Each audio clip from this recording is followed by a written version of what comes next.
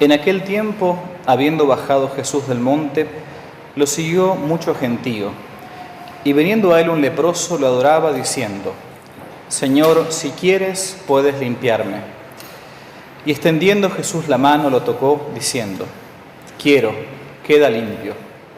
Y al instante quedó limpio de su lepra. Le dijo Jesús: Mira que a nadie lo cuentes, pero ve, muéstrate al sacerdote y ofrece la ofrenda que mandó Moisés para que les sirva a ellos de testimonio. Y habiendo entrado en Cafarnaúm, se llegó a él un centurión y le rogó diciendo: Señor, tengo un criado postrado en casa, paralítico, y sufre mucho. A lo que respondió Jesús: Yo iré y lo curaré. Y respondió el centurión: Señor, yo no soy digno de que entres en mi casa, mas di una sola palabra y será curado mi siervo.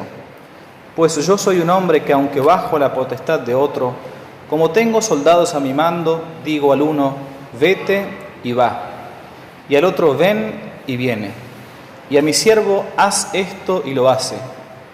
Al oírlo Jesús quedó admirado y dijo a los que lo seguían: En verdad os digo, no he hallado tanta fe en Israel. Pues también os digo, muchos vendrán de oriente y de occidente y se pondrán a la mesa con Abraham, Isaac y Jacob en el reino de los cielos. Pero los hijos destinados a este reino serán arrojados a las tinieblas del exterior, donde habrá llanto y rechinar de dientes. Y dijo al centurión: Vete y te suceda como has creído. Y sanó el siervo en aquella hora.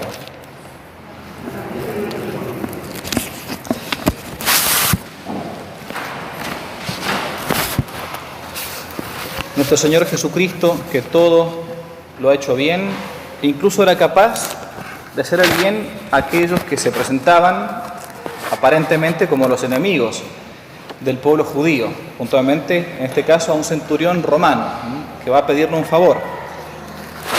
Porque esa virtud principal, fundamental de la caridad es la que tiene que, al menos, emanar de todos nosotros si nos llamamos cristianos.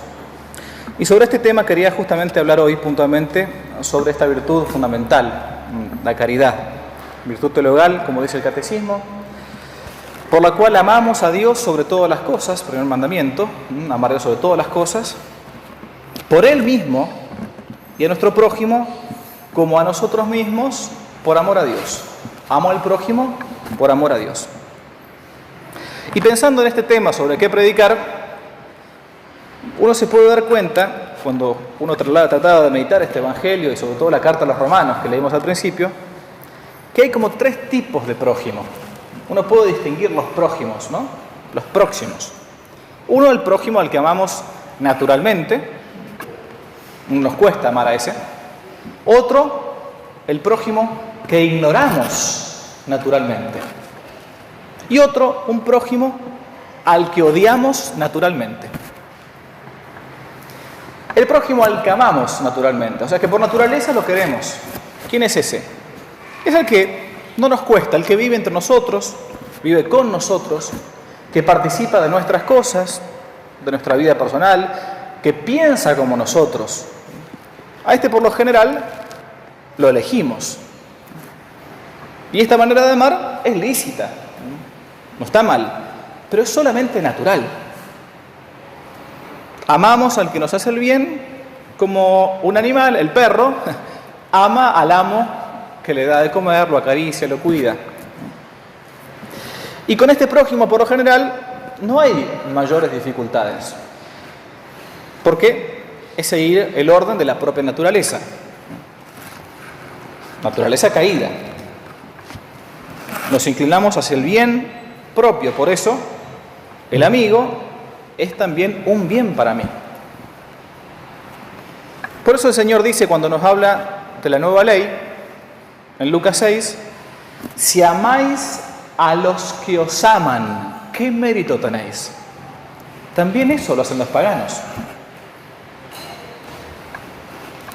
En este prójimo, entonces, es como fácil ver a Cristo, pero en realidad no lo estamos viendo del todo. Más bien, nos estamos viendo a nosotros mismos. Y repito, no es que este amor esté mal, simplemente hay que ordenarlo. Y decir, yo amo a este, en realidad, porque es criatura de Dios, porque intento también ver a Dios en él. Y es más fácil verlo, claramente, es más fácil. Amar a Dios y al prójimo por amor a Dios. Es decir, ordenar los amores. Primer prójimo, entonces, al que uno ama de modo natural, espontáneamente, diríamos. El segundo prójimo. El prójimo al que ignoramos naturalmente. No lo odiamos, ni lo amamos naturalmente, pero a veces está, existe, es. Pero a veces o lo ignoro, o a veces incluso siento cierto desprecio natural, aunque no sea mi enemigo. Es el prójimo que está ahí todos los días, que no nos ha hecho ni el bien ni nos ha hecho el mal, ninguna de las dos cosas. Es un personaje más en el teatro del mundo, como diría Calderón. Está. Pero su existencia muchas veces no nos mueve en absoluto, ni siquiera desde el punto de vista natural. No nos mueve. ¿Quién es? Puede ser un pobre que me pide en la calle, a quien capaz que le digo o no le digo nada, o lo ignoro. Lo usará para tomar drogas, para alcoholizarse. Uno puede decir, hay que hacer el bien, es algo que me conste que el otro va a usar mal de eso. Puede ser un enfermo, lejano o cercano, un preso al que yo nunca he visto, o un familiar que conmigo comparte solamente la sangre o el apellido. Pero nada más. Y en este prójimo Cristo está como escondido. Y para poder verlo hace falta como afinar la vista espiritual. Saber que allí, sin hacernos el bien, pero tampoco haciéndonos el mal, Cristo está como disfrazado. O como transparente. No lo veo. Como el milagro de San Martín de Tours, que un mendigo le pide algo porque estaba muerto de frío y él se quita la mitad, corta con su espada la mitad de su capa, que era parte del uniforme militar, y después se da cuenta que ese era Jesucristo. Era un milagro. Quería probar la caridad de San Martín de Tours, el patrono de Buenos Aires. ¿Cuántas veces uno piensa, yo he perdido la oportunidad de hacer el bien a ese Cristo disfrazado o desconocido? Desde un mínimo gesto hasta el más grande. Brille vuestra luz ante los hombres, dice Cristo. Así viendo vuestras buenas obras, glorifiquen a nuestro Padre que está en el cielo. Porque los hijos siempre muestran cómo son los padres. ¿Quiere ver uno cómo es un papá? Ve a sus hijos. Este prójimo, que por amor a Cristo comienza a dejar de ser indiferente, solamente lo es cuando empezamos a intentar afinar la vista espiritual. Y es este amor que le hacía decir a los enemigos de los primeros cristianos esa famosa frase que Tertuliano, un apologista del siglo II, decía. Los enemigos de Cristo, el Imperio Romano, decían esto de los primeros cristianos. Leo: es esta eficacia del amor entre nosotros, hacia Tertuliano, lo que nos atrae el odio de algunos. Ellos dicen: mirad cómo se aman, miren cómo se aman, decían los romanos que perseguían a los cristianos, de los primeros cristianos, miren cómo se aman. Mientras ellos solo se odian entre sí. Mirad cómo están dispuestos a morir el uno por el otro, dicen. Mientras que ellos están más bien dispuestos a matarse unos a otros. Esto decían de los primeros cristianos. Cuando el amor traspasa esa barrera natural y comienza a ver a Cristo en el prójimo, es cuando uno comienza a vivir el precepto de la caridad. Amar al prójimo por amor al Señor, al que está arriba. En la vida de Santa Teresita del Niño Jesús, a mí siempre me gusta recordar este episodio. A ella le pasó algo parecido. Ella cuenta esto en la historia de un alma, la gran Santa Teresita, doctora de la Iglesia. Esto decía Santa Teresita: hay, dice, en la comunidad, en el convento, en el Carmelo que vivía ella, una hermana que tiene un don de desagradarme en todo. No se la aguantaba, no se la bancaba. sus modales, sus palabras. Hay gente así, que no es mala, pero que una cuestión de piel no nos gusta, nos cae mal. Sus modales, sus palabras, dice Santa Teresita, su carácter me resultan sumamente desagradables. Sin embargo, es una santa religiosa, una monja santa, que debe ser sumamente agradable a Dios. Entonces, dice ella, para no ceder a la antipatía natural, hay gente que, repito, por cuestión de piel no nos aguantamos. Para no ceder a la antipatía natural que experimentaba, me dije a mí misma que la caridad no debía consistir en simples sentimientos, sino en obras. Y me dediqué a portarme con esta hermana como lo hubiera hecho con la persona a quien yo más quiero. Cada vez que la encontraba, pedía a Dios por ella, ofreciéndole todas sus virtudes y méritos. No me conformaba con rezar mucho por esta hermana, que era para mí motivo de tanta lucha. Trataba de prestarle todos los servicios que podía y cuando sentía la tentación de contestarle de manera desagradable, me limitaba a dirigirle la más encantadora de mis sonrisas y procuraba cambiar de conversación. Como ella ignoraba por completo lo que yo sentía hacia su persona, nunca sospechó los motivos de mi conducta y vive convencida, o sea, estaba todavía viva, de que su carácter me resultaba agradable. Y termina. Un día, en la recreación, en el recreo, me dijo con aire muy satisfecho más o menos estas palabras. ¿Querría decirme, hermana Teresa del Niño Jesús, qué es lo que le atrae tanto de mi persona? Siempre que me mira, la veo sonreír. Ay, dice ella, termina así Santa Teresita, lo que me atraía era Jesús escondido en el fondo de su alma. Jesús que hasta hace dulce lo más amargo. Yo le respondí que sonreía porque me alegraba verla. Y pone entre paréntesis, por supuesto que no añadí que era bajo un punto de vista espiritual. Ese segundo prójimo, ¿no? Un tercer prójimo y último.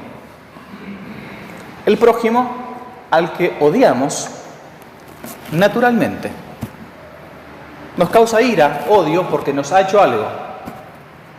Es el más difícil de entender, y más aún en nuestros tiempos, que como dice el Señor, el crecer cada vez más de la iniquidad hace que la caridad de la mayoría se enfríe. Se encuentra en Mateo 24 esto.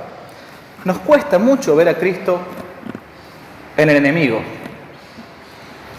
en el que me hizo el mal o en el que me sigue haciendo el mal. Y acá uno puede distinguir dos personas, el que me hizo el mal en el pasado. Nosotros todos hemos sufrido alguna vez mal en el pasado de alguien. ¿Qué tengo que hacer entonces? En primer lugar, purificar la memoria. No puedo permitir que vuelva a mí el recuerdo del mal que me han hecho. Cada vez que uno recuerda el mal, está permitiendo nuevamente que me lo hagan de vuelta. Como la mujer que fue violada, que cada vez que lo recuerda entonces, está siendo de vuelta violada, aunque el violador esté preso, muerto o condenado a muerte. Es por esto que, salvo que sea para actuar prudentemente, no es ni bueno ni aconsejable recordar ni el mal sufrido ni el mal que uno hizo. Si Santa Magdalena hubiese todo el tiempo pensado la cantidad de hogares que destruyó siendo prostituta, Santa María Magdalena, la cantidad de veces que cayó en pecado, no hubiese podido nunca avanzar. Hará penitencia y punto, ya está. Pero el pasado pisado, como dice el refrán. Y con el mal que nos hacen ahora, que me están haciendo ahora. Bueno, si es público, es decir, si el enemigo es un enemigo de la iglesia, de mi país, de mis hijos, de mi familia, de un tercero, hay que combatirlo sin cuartel. No queda otra.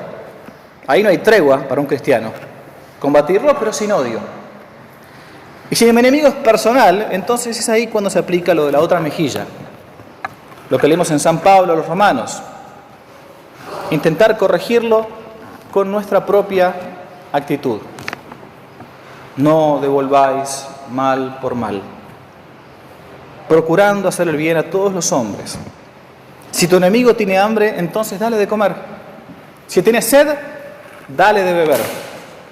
Haciéndolo así, amontonarás carbones encendidos en su cabeza. Una expresión muy de San Pablo. Nosotros decimos ahora, los chicos dicen, me quemó la cabeza lo que me dijo. Es la misma expresión. La acción buena de un enemigo hacia otro enemigo enciende en fuego su alma, porque lo deja desprovisto de armas. Si un enemigo me hace el bien, me quedo perplejo. Esto San Pablo está diciendo. Haciéndolo así, amontonarás carbones encendidos sobre su cabeza. Y termina. No os dejéis nunca vencer por el mal. Antes bien, venced al mal con el bien. Que Dios nos conceda, nos mantenga esta virtud fundamental que es la de la caridad. Porque al final de cuentas, como sabemos, Dios mismo es caridad. Ave María Purísima.